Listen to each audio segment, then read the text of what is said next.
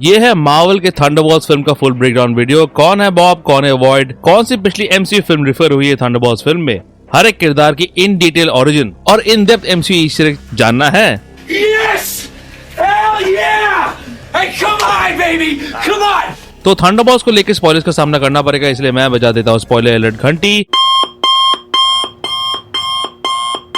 और उससे पहले लाइक सब्सक्राइब कर दीजिएगा, नोटिफिकेशन घंटी बजा दीजिएगा ताकि अपडेट मिलते रहे आप लोगों को। और वेलकम टू द चैनल जो प्लेटफॉर्म है एमसीयू, डीसी और फिल्मों की हर खबर का जस्ट अ रिव्यू। थंडरबॉल्ट की शुरुआत होती है मार्वल के ट्रेडिशनल बिगिनिंग क्रेडिट लोगों के साथ, पर जहाँ ओरिजिनल लोगों में Avengers, Thor, Iron Man, Captain America समेत दूसरे हीरोज के चेहरे दिखते थे, थंडरबॉल्ट फिल्म वाले बिगिनिंग क्रेडिट लोगों में दिखाया जाता है थंडरबॉल्ट्स मेंबर के कॉमिक बुक इमेजेस को, जिनमें शामिल है Yelena, Red Guardian, John Walker और उसका शील्ड, पर ज्यादातर सेंट्री और उसका कॉमिक बुक ओरिजिन के चित्र दिखते हैं, जिसमें शामिल है एज और सेंट्री रन कॉमिक बुक से ये चित्र, और हाँ सेंट्री और वॉइड के चित्र भी दिखते हैं यहाँ पे। आखिर में मार्वल का लोगो हो जाता है बिल्कुल वॉइड की तरह काला, यानी कि पूरा का पूरा डार्क। फिल्म की शुरुआत होती है येलेना बेलोवा के साथ। येलेना बेलोवा एमसीयू में है एवेंजर नताशा रोमानोफ की मुंह बोली बहन और रेड गार्डियन एलेक्सी जो इस फिल्म का पार्ट है, और मेलिना नाम के किरदार की मुंह बोली बेटी। ये सब मेलिना, एलेक्सी, नताशा, येलेना एक फैमिली के रूप में यूएस में रहते थे। असल में ये थे अंडरकवर रशियन एजेंट्स। बाद में दोनों बहनों को रशियन एजेंसी ने कर दिया अलग और येलेना का ब्रेन कंट्रोल करके उसे लगा दिया टॉर्चरस रेड रूम ट्रेनिंग, जहां वो एक बच्ची की मौत का कारण भी बनती है, थंडरबॉल्ट्स में दिखाया गया है। जब येलेना रशियन एजेंसी के कंट्रोल से निकलती है, ब्लैक विडो मूवी में वो अपनी बहन और फैमिली से मिलती है, जिसके बाद वो फिर देखती है अपनी बहन की कब्र के सामने रोते हुए। ब्लैक विडो के पोस्ट क्रेडिट सीन में दिखाया गया है, वही दिखाया जाता है कि येलेना अब वैलेंटीना के लिए काम कर रही है। येलेना को मिशन दिया जाता है कि वो हॉकाई क्लिंट बार्टन को मार दे, जिससे येलेना नताशा की मौत का जिम्मेदार मानती है, क्योंकि एंड गेम में नताशा ने क्लिंट को ही जीवन दान दिया था, खुद को सैक्रिफाइस कर दिया था सोल स्टोन को प्राप्त करने के लिए। पर हॉकाई सीरीज में उसे मालूम पड़ता है उसके लिए जिम्मेदार नहीं है और वो फिर क्लिंट को कर देती है माफ। उसी दौरान उसकी दोस्ती होती है हेली स्टैनफील्ड के किरदार गेट बिशप से। इस फिल्म में वो अब भी वैलेंटीना के लिए असैसिन वाला काम कर रही है। कॉमिक्स में येलेना नताशा की बहन नहीं थी, पर एक रशियन एजेंट तो थी जो नताशा को मारने के लिए ऑब्सेस्ड हो गई थी। बाद में वो फिर रिफॉर्म हो गई फिल्म्स की ही तरह। थंडरबॉल्ट्स की शुरुआत होती है कुआलालंपुर में स्थित मेरिडेगा 118 के साथ, जो दुनिया की है सेकंड टॉलेस्ट बिल्डिंग एवर, जहां से फ्लोरेंस पू की किरदार येलेना मार रही है टॉम क्रूज के मिशन इम्पॉसिबल स्टाइल में जंप। बहुत ही क्लासली कॉन्सेप्चुअलाइज किया है डायरेक्टर जेक शायर ने ये जंप, और शूट किया है सिनेमाटोग्राफर एंडी ड्रोस पेलेरोमो ने इस जंप को, जहां येलेना बड़े बड़े बिल्डिंग से घिरी हुई है पर अकेले ही और जंप मार रही है उस बिल्डिंग से। आयरन मैन 2 में ब्लैक विडो यानी नताशा के पहले फाइट सीन से इंस्पायर्ड होकर येलेना भी करते हैं यहाँ पर सिमिलर हॉलवे फाइट। येलेना अपनी मुंह बोली बहन नताशा रोमानोफ, स्कारलेट जोहानसन के किरदार और उसकी मौत जो हुई थी एवेंजर्स एंड गेम में, उसको रिफर करती है। इस ओपनिंग सीन में येलेना अपनी क्यूट सी रशियन एक्सेंट में नरेट कर रही है अपनी मनोस्थिति, और हमें बाद में पता चलता है कि किसी को बंदी बनाकर सुना रही है येलेना ये गाथा, और वो उसकी बात नहीं सुन रहा है। ये सीन आयरन मैन 3 के सीन की याद दिलाता है, जहाँ पूरी फिल्म की कहानी टोनी स्टार्क नरेट कर रहा था ब्रूस बैनर को, जो बिल्कुल इंटरेस्टेड नहीं था इस कहानी में। इस सीन में ही बैकग्राउंड में हम शैडो बने हुए लोगों को देख सकते हैं, जो सेंट्री के ओरिजिन की तरफ पॉइंट आउट करता है, जिस पर मैं बाद में आऊंगा। न्यूयॉर्क में पहुंच जाते हैं हम, जहां दिखता है वॉशिंगटन मॉन्यूमेंट, जिस पे चल रहा है कुछ कंस्ट्रक्शन का काम, जो captain America brave new world पे रेफरेंस हो सकता है, जहां प्रेसिडेंट रॉस का किरदार निभाते हुए हैरिसन फोर्ड बन गया था आखिरी पलों में रेड हल्क, और इस मॉन्यूमेंट को कर दिया था थोड़ा सा बर्बाद। ये सारा प्रेसिडेंट बना रेड हल्क वाला इवेंट वैलेंटीना की इम्पीचमेंट सीन में भी रिफर किया जाता है, जहां वैल कहती है, "You will recall that our last president turned into a bright red superhuman monster who nearly destroyed the city." तो बहुत दिनों के बाद एमसीयू में कंटिन्यूटी दिख रही है, जहां पिछली फिल्म को रिफर किया जा रहा है। नहीं तो शहरों में बस टूट रहे हैं, सेलेस्टियल्स आ रहे हैं, एंडमैन क्वांटम रिल्म में कैंग से पिट रहा है, पर अगली फिल्मों में उसका कोई रेफरेंस नहीं होता। यही देखने को मिला है फेज 4 और 5 में। बकी पहुंचा हुआ है वैलेंटीना एलेग्रा दे फोंटेन के इम्पीचमेंट हियरिंग में। सेबेस्टियन स्टैन एज बकी बार्न्स अपीयर होता है, फिर जो बन गया है कांग्रेसमैन यानी कि पॉलिटिशियन। बकी था स्टीव रॉजर्स का बेस्ट फ्रेंड और वर्ल्ड वॉर 2 वेटरन। बाहर से गिरा, हाइड्रा की गोदी में जा गिरा, जिन्होंने उस पर एक्सपेरिमेंट किया और टॉर्चर किया, उसकी मेमोरी को वाइप करके उसे असैसिन बनाया, जहां उसने बहुत बुरे काम किए। उसके बाद बकी का रियूनियन हुआ उसके बेस्ट फ्रेंड स्टीव रॉजर्स के साथ, और फिर बकी की वजह से ही सिविल वॉर घटित हुआ, जब टोनी स्टार्क को मालूम पड़ा कि ब्रेन कंट्रोल बकी ने ही उसके माँ बाप को मारा था। वकांडा में फिर बकी कंट्रोल दिमाग का हुआ इलाज, जिसके बाद वो एवेंजर्स के साथ लड़ा इन्फिनिटी वॉर में, जहां वो सबसे पहले हुआ स्नैप, और एंड गेम में थानोस के आर्मी के खिलाफ लड़ा ब्लिप होने के बाद। Finally falcon and the winter soldier series ने उसे मौका दिया कि वो अपने पुराने पाप को धो सके, और अब वो बन गया है कांग्रेसमैन बकी बार्न्स, जो captain America brave new world में उसके गेस्ट अपीयरेंस से क्लियर हुआ था। यानी कि आर्मी ऑफिसर से असैसिन से अब पॉलिटिशियन सेबेस्टियन का ये जर्नी है 14 साल पुराना। वैलेंटिना एलेग्रा दे फॉन्टेन यानी कि एक्ट्रेस जूलिया लुई दे फ्रूस जो दिखी थी सबसे पहले falcon and the winter soldier में, उसके बाद ब्लैक विडो मूवी के पोस्ट क्रेडिट सीन में भी दिखी थी वो, और ब्लैक पैंथर वकांडा फॉरएवर में भी दिखी थी, जहां रिवील किया गया कि वो CIA की नई चीफ है MCU में। वैलेंटिना कॉमिक्स में सबसे पहले दिखी थी Strange Tales comic book run में, जहां वैल थी एक शील्ड एजेंट जो निक फ्यूरी के साथ काम करती थी। उसके पेरेंट्स थे लेविथन नाम के ग्रुप का पार्ट, उनकी मौत हो गई थी इटली में एक मूवमेंट के दौरान। उस बैक स्टोरी को इस फिल्म में दिखाया गया है, जहाँ छोटी वैल के पिता को उसके सामने ही मार दिया जाता है। वैल प्रेजेंट डे में अपना खुद का सुपर हीरो चाहती है जिसे वो कंट्रोल कर सके, पर आखिर में उसे मजबूरी में मिलते हैं ये लोग। इस इम्पीचमेंट हियरिंग को हेड कर रहा है कांग्रेसमैन गैरी, जिसे निभा रहे हैं वेंडल पियर्स, जो जेम्स गन के सुपरमैन में भी दिखने वाले हैं एज डेली प्लैनेट का एडिटर पेरी वाइट। इस इम्पीचमेंट हियरिंग में वैलेंटिना रेफर करती है वकांडा और उसके पावरफुल एलिमेंट वाइब्रेनियम को, जब वो कहती है right now there are multiple rogue nations with technology that far exceed our own. Wakanda पर प्रेसिडेंट रॉस ने भी रेफर किया था जब उन्होंने एडमेंडियम को दुनिया के सामने इंट्रोड्यूस किया था captain America brave new world में। तो वकांडा से काफी ऑब्सेस्ड है अमेरिका MCU में। इस इम्पीचमेंट हियरिंग में ये भी पता चलता है कि CIA की चीफ बनने से पहले वैल ऑक्स ग्रुप नाम के ऑर्गेनाइजेशन को चलाती थी। कॉमिक्स में इस नाम से एक ग्रुप था जिसे वैलेंटिना के लाइफ मॉडल डिकॉय ने फॉर्म किया था। कई इलीगल डीलिंग्स के साथ इन्वॉल्व थी ये ग्रुप, फिल्म में भी ऐसा ही कुछ है। और इसी ग्रुप को लीड करते हुए वैल ने येलेना, जॉन वॉकर समेत कई असैसिन्स को रिक्रूट किया था और ह्यूमन एक्सपेरिमेंट भी कर रही थी अलग अलग दुनिया में लैब सेटअप करके, जिनमें से एक ओपनिंग सीन में दिखाया जाता है जहाँ से बॉब को पावर्स मिले थे। वैल क्यों कहती है The Avengers are not coming. Avengers Endgame के बाद से एवेंजर्स डिसमेंटल हो गए थे। आयरन मैन मर चुका है, ब्लैक पैंथर भी मर चुका है, स्टीव रॉजर्स एक अलग रियलिटी में पैगी के साथ डांस कर रहा है, डॉक्टर स्ट्रेंज डार्क डायमेंशन में चला गया है, गार्डियंस डिसमेंटल हो गए हैं, हल्क बाप बन गया और उसके बेटे का हेयरकट काफी घटिया है। कैप्टन मार्वल दूसरे प्लैनेट्स को बचा रही है। The things that are happening on Earth are happening everywhere. So you might not see me for a long time. Hawkeye, Antman retirement ले चुके हैं, थॉर ऑफ वर्ल्ड है, स्पाइडरमैन को सब भूल चुके हैं। इसीलिए MCU में एवेंजर्स नाम की टीम नहीं है अभी। येलेना जाके मिलती है रेड गार्डियन से। डेविड हार्बर का किरदार एलेक्सी एक रेड गार्डियन था, एक रशियन सुपर सोल्जर, पर उसी का देश उसे भूल गया है और वो जी रहा है ऑब्लिवियन में। वो कुछ दिनों के लिए as a Russian spy agent US में रहा था, जिसकी वजह से वो यूनाइटेड स्टेट्स ऑफ अमेरिका का दीवाना दिखाया गया है। Oh, America's so big. फिर ब्लैक विडो मूवी में हम उसे देखते हैं जेल में बंद अपने पुराने दिनों को याद करते हुए, जहां से नताशा और येलेना ने उसे बचाया था। अब वो US में एक इररिलेवेंट जिंदगी जी रहा है, जहां वो लोगों को लिमोजिन गाड़ी से ड्राइविंग सर्विस देता है, पर उसे बनना है कैप्टन अमेरिका लेवल का फेमस, जो आखिर में होता ही है। रेड गार्डियन अपने रूम में बैठ के देख रहा है एक पुराना वीडियो, जो उन दिनों का वीडियो है जब वो रशिया का सुपर हीरो था। इस वीडियो में एक यंग डेविड हार्बर को दिखाया जाता है रेड गार्डियन के कॉस्ट्यूम के साथ, और उसके बगल में दिखते हैं real life Russian president Leonid Brezhnev का चित्र। रेड गार्डियन नताशा को याद करता है और कहता है कि बाल्टीमोर बगल में ही है, जो कार्ल लम्बली के किरदार आइज़ा ब्रैडली का घर है, जो खुद था ब्लैक कैप्टन अमेरिका जिसे टॉर्चर किया गया था, और वो दिखा था falcon and the winter soldier, और बाद में captain America brave new world में भी दिख चुका है। तो दोनों कैप्स बगल में ही रह रहे हैं। एलेक्सी के घर पे येलेना देखती है उसके बचपन की फुटबॉल टीम का फोटो, जो कभी नहीं जीती और जिसके नाम पर एलेक्सी ने अपने सुपर हीरो टीम का नाम रखा था थंडरबॉल्ट्स। अफसोस किसी भी मेंबर को ये नाम पसंद नहीं है। Can't call ourselves that. Thank God. Yelena फिर घुसती है एक अंडरग्राउंड बंकर में, जहां उसकी नजरें पड़ती है कुछ आइटम्स पर, जिसमें से एक में येलो कलर के बाल के चित्र बने हुए हैं, जो ऑब्वियसली सेंट्री पर रेफरेंस है। सेंट्री का S का साइन भी दिखता है यहाँ पर। बगल में लिखा हुआ है वॉच टावर, जो भी एक सेंट्री कनेक्शन है। उसी वॉल में येलेना भिड़ती है जॉन वॉकर से। व्हाइट रसल का किरदार जॉन वॉकर था एक आर्मी हीरो, जिसे US गवर्नमेंट ने सैम विल्सन के शील्ड के वापस करने के बाद बना दिया कैप्टन अमेरिका। फिर एक मिशन के दौरान वॉकर को मिला सुपर सोल्जर सीरम, उसने थम्स अप समझ के पी लिया उसको और अपनी नई शक्तियों के जोश में कर लिया एक आदमी का खून उसी पावन शील्ड से। जॉन को कर दिया गया आर्मी से निष्कासित। फिर उसने वैल के लिए काम करना शुरू कर दिया, जहां उसे नाम दिया गया US एजेंट का। We're not gonna need a Captain America. We're gonna need a US agent. Scene में वॉकर का मजाक उड़ाया जाता है, क्योंकि वो काफी कम टाइम के लिए कैप्टन अमेरिका बना था। I'll have you know I was actually the official Captain America, so. Yeah, for like 2 seconds. इसलिए इस आर्टिकल में लिखा हुआ ये follow a hero the John walker story. पर वो इस फेलियर से जूझ नहीं पाया और फाइनली उसकी बीवी उसे छोड़ के चली गई उसके बच्चे के साथ। घोस्ट अपीयर होती है।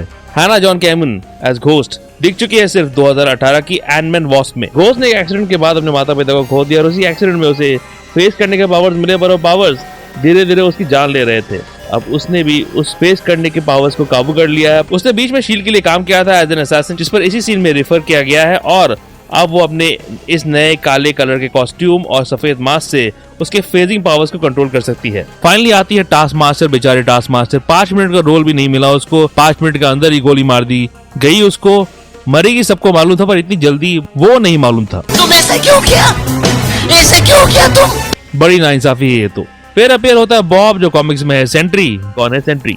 इन 1940s प्रोजेक्ट सेंट्री को बनाया गया था, रेमिनेंट्स ऑफ प्रोजेक्ट रीबर्थ, जिसमें स्टीव रॉजर्स को बनाया गया था ताकि नए सुपर सोल्जर्स बनाया जा सके। स्टीव रॉजर्स के खून का इस्तेमाल करके उन्होंने सुपर सोल्जर बनाने की कोशिश की थी, पर काफी नहीं था, इसलिए उन्होंने टेसरैक्ट का कॉस्मिक रेडिएशन का इस्तेमाल किया सीरम को एनहांस करने के लिए। एक दिन रॉबर्ट रेनल्ड्स, एक मेथ एडिक्ट, उस लैब में घुस जाता है जहां उसने उस सीरम को अपने ऊपर लगा लिया, जिससे उसे पावर्स मिले मिलियन ऑफ एक्सप्लोडिंग सन्स के, या फिर ये कहे कि सुपरमैन लेवल के पावर्स मिले उसको। Millions of exploding suns lines comics का लाइन है जो फिल्म में यूज किया गया है सेंट्री को डिस्क्राइब करने के लिए। एक और line golden guardian of good भी कॉमिक से ही लिया हुआ है, जो सेंट्री को डिस्क्राइब करने के लिए इस फिल्म में यूज किया जाता है। फिल्म में सेंट्री को कैप्टन अमेरिका के सुपर सोल्जर सीरम से कोई कनेक्शन नहीं दिखाया गया। इनफैक्ट उसे पावर रिसेंटली मिले थे वैलेंटीना के ऑक्स ग्रुप द्वारा क्रिएट किए गए सीरम से। जो सीरम यहाँ दिखता है, ऑक्स कर रही थी ह्यूमन एक्सपेरिमेंट, जिसका पार्ट रॉबर्ट था, जिससे उसे पावर्स मिले थे। क्योंकि रॉबर्ट का बचपन बहुत दुखदाई था, जहाँ उसका बाप था वायलेंट और उसकी माँ रॉबर्ट को ही ब्लेम करती थी जब भी रॉबर्ट अपनी माँ को बचाने की कोशिश करता था। इसीलिए वो बन गया ड्रग एडिक्ट, जिसकी वजह से उसके अंदर डुअल पर्सनैलिटी डेवलप हो गई और पावर्स मिलने के बाद उस पर्सनैलिटी ले लिया एक राक्षसी रूप, जिसका लिटरली नाम था द वॉइड। ये वॉइड भी सेंट्री की कहानी से ली गई है, जिसका कॉमिक बुक कहानी है कुछ ऐसा। वॉइड था एक डार्क एंटिटी जिसने रॉबर्ट के साथ तब बॉन्ड किया जब उसने सेंट्री वाला सीरम ले लिया था। फिर जब भी सेंट्री अपने पावर का इस्तेमाल करने की कोशिश करता है, उसका वॉइड फॉर्म आगे आ जाता है और करता है बर्बादी। बेसिकली अगर आपने अपरिचित मूवी देखी होगी तो वहाँ एक भोला भाला इंसान अचानक बन जाता है खून खराबे वाला सुपर हीरो। सेंट्री अचानक बन जाता है वॉइड, जो बहुत ज्यादा डार्क है। इसमें वॉइड की ओरिजिन को भी देख सकते हैं, जब वो वैलेंटीना के एजेंट्स को उसके डार्कनेस में उगल दे रहा है। वॉइड दिखता है कॉमिक बुक एक्यूरेट पिंक आंखों के साथ, हालांकि कॉमिक में उसकी आंखें बड़ी बड़ी राक्षसी आंखें हैं।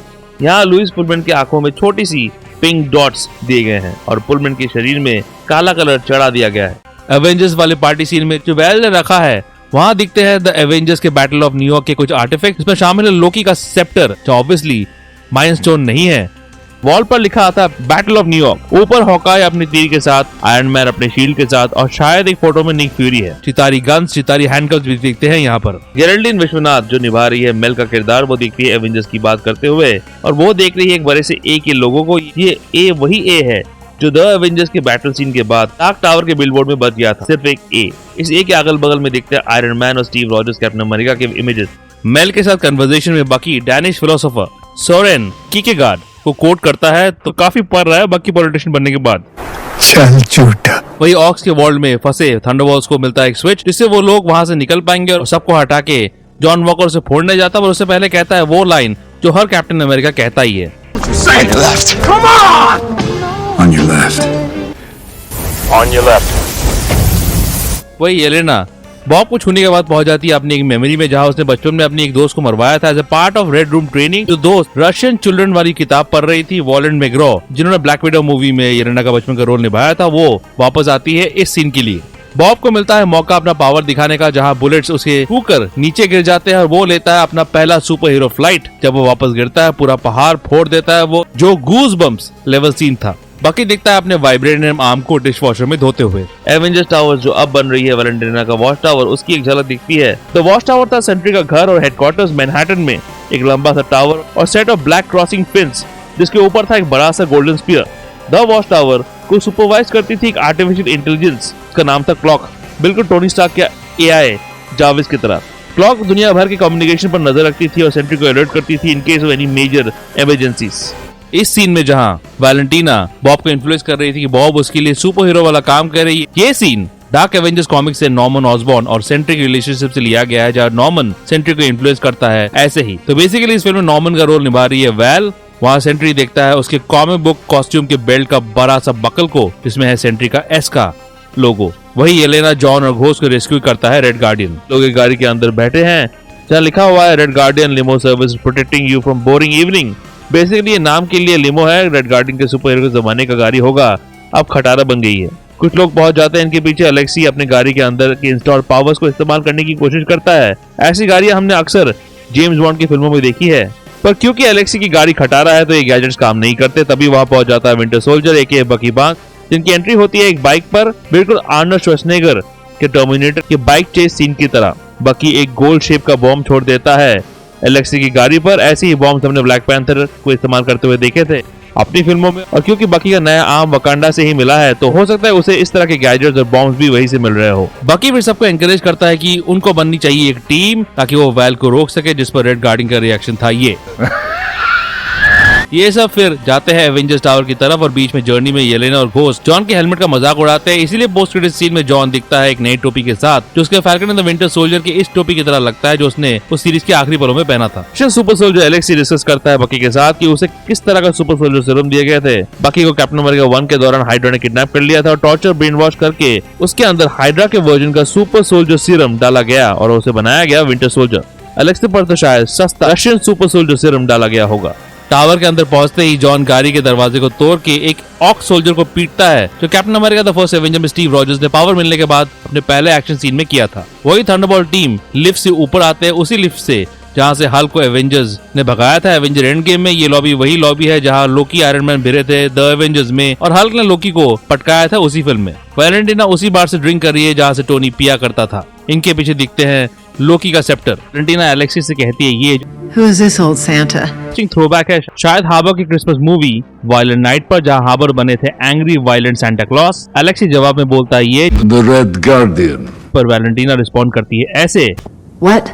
तो मुझे guardians of the galaxy volume 1 के इस सीन की याद आ गई जब स्टार लॉर्ड ने जिमॉन हॉन्सू के किरदार को अपना नाम बताया था, जिस पर जिमॉन ने कहा था ये लोग वैल को गिरफ्तार करने वाले होते हैं। तभी अपीयर होता है सेंट्री अपने कॉमिक बुक एक्यूरेट गोल्डन बाल और गोल्डन कॉस्ट्यूम के साथ। थंडरबॉल्ट और सेंट्री में होती है एक फाइट जहां सेंट्री के सामने ये लोग बेचारे कुछ नहीं है, उछल उछल के पीटता है सेंट्री इनको।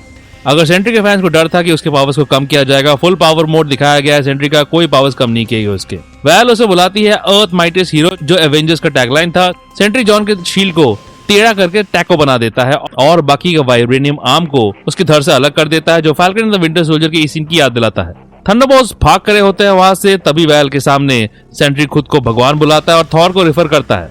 मेल सेंट्री से वैल को बचाने के लिए उसका किल स्विच ऑन कर देती है और सेंट्री की हो जाती है मौत, पर मरा हुआ सेंट्री टर्न हो जाता है वॉइड में और वो लोगों को शैडो में बदलना शुरू कर देता है। ये शैडो वाले इमेजेस जो इस फिल्म में देखने को मिले हैं, डायरेक्टर जेक शायर ने कंफर्म किया है, इंस्पायर्ड है हिरोशिमा के एटम बॉम्बिंग के बाद शैडोज वाले फोटोज से। क्लिप में एक हेलीकॉप्टर बिना कंट्रोल के नीचे गिर रहा है, जिसे देखकर एवेंजर्स इन्फिनिटी वॉर के पोस्ट क्रेडिट सीन की याद आ जाती है, जहां थैनोस की चुटकी के बाद लोग गायब हो रहे थे और सीन में सारे एंटी हीरोज एक ट्यूटो स्ट्रक्चर को रोकने की कोशिश कर रहे हैं, जो कैप्टन अमेरिका के हेलीकॉप्टर रोकने वाले सीन की याद दिला रही है। येलेना और एलेक्सी करते हैं नताशा और स्टीव के इस द एवेंजर एक्शन मूव को रेप्लिकेट। मेरा प्रेडिक्शन हुआ सच, क्योंकि जैसे मैंने ट्रेलर ब्रेकडाउन वीडियो में प्रेडिक्ट किया था, भी लग रहा है कि येलेना इसी वॉइड में मिलेगी बॉब से, जो डरा सहमा इस वॉइड के कब्जे में होगा और येलेना बॉब की मदद करेगी वॉइड को हराने में।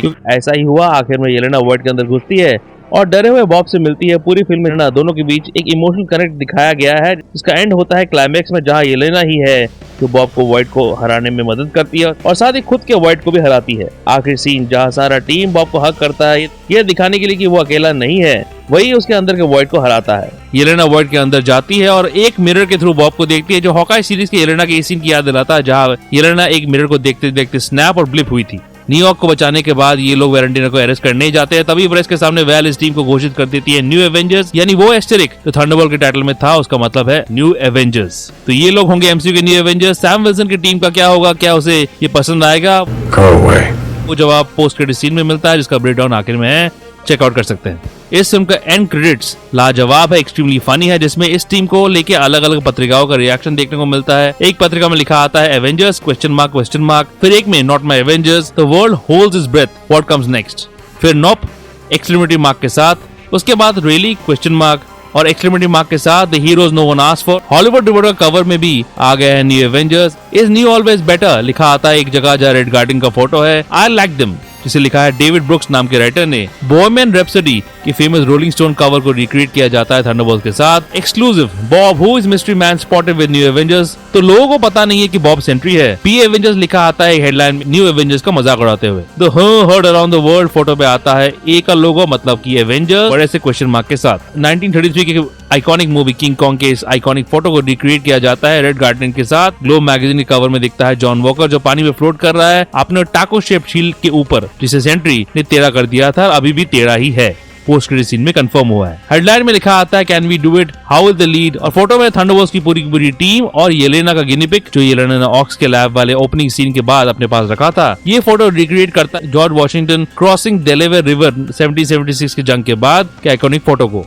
डेविड हार्बर का चित्र दिखता है इस बच्ची को जिसे उसने क्लाइमैक्स में बचाया था, उसको फूल देते हुए, जो फ्रैंकेस्टाइन मूवी के इस सीन का रिक्रिएशन है। इंटरेस्टिंगली डेविड ने गन के क्रिएचर कमांडोज में फ्रैंकेस्टाइन का रोल निभाया था, तो डेविड के दूसरे किरदारों को 2 बार रिफर किया गया इस फिल्म में। काफी प्यार है मार्वल को डेविड बाबू से। आपका हमारा प्यार का रिश्ता बनाए रखिएगा, लाइक सब्सक्राइब कर दीजिएगा। थंडरबोल्ट्स से रिलेटेड हर वीडियो डिस्क्रिप्शन बॉक्स में है। थंडरबोल्ट्स का in detail post credit scene है आखिर में, चेकआउट जरूर कीजिएगा। और ऐसे एमसीयू रिलेटेड वीडियोस के लिए देखते रहिए जस्ट नर्ड रिव्यू।